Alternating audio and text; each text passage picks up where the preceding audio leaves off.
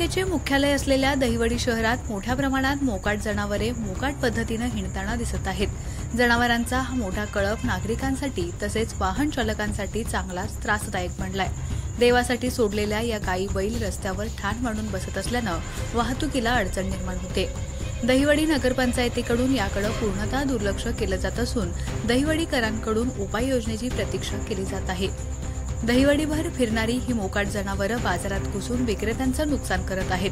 शहरालगतच्या शेतात घुसून पिकांचं सुद्धा मोठ्या प्रमाणात नुकसान करत आहेत। दिवसेंदिवस या जनावरांच्या संख्येत वाढ होत असल्यानं या मोकाट जनावरांचा त्रास नागरिक, शेतकरी, प्रवासी व बाजारकरांना सहन करावा लागत आहे।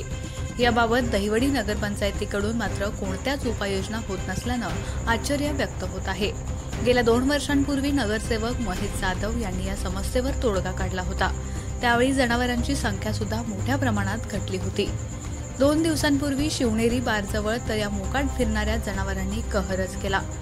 आपापसात भांडत लागलेल्या झुंजीत त्यांनी एका स्विफ्टला धडक देत तिचं मोठं नुकसान केलं। या भागात अनेक बालरुग्णालये असून दवाखान्यात येणाऱ्या रुग्णांचा याचा मोठा धोका आहे।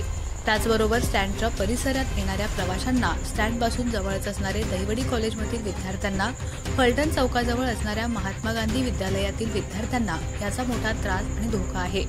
संध्याकाळच्या वेळी तर ही मोकाट जनावरे रूट मार्च काढत आहेत। त्यामुळे रात्री येणाऱ्या जाणाऱ्या वाहनधारकांना आणि प्रवाशांना या जनावरांमुळे वाट काढण्यास मोठी कसरत करावी लागत आहे। तर गल्लीमधून फिरणारी ही जनावरे नागरिकांच्या अंगावर धावून जात त्यांच्यावर हल्ला करायला देखील मागपुढे पाहत नाहीत। त्यामुळे दहिवडी नगरपंचायत दहिवडीवर मोकाट फिरणाऱ्या या जनावरांवर प्रतिबंधात्मक उपाय करणार का? दहिवडीकरांवर मोकाट जनावरांच्या रूपाने आलेले हे संकट नगरपंचायतीच्या माध्यमातून दूर केलं जाणार का, असा सवाल दहिवडीकरांमधून उपस्थित होतोय।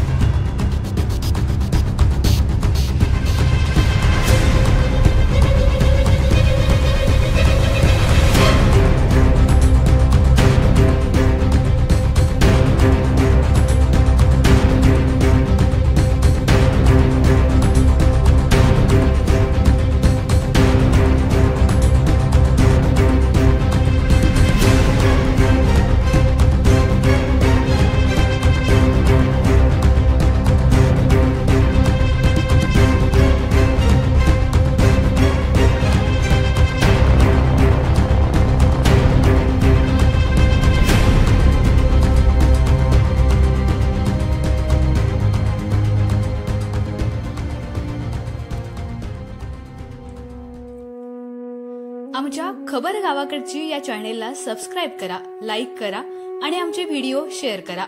धन्यवाद।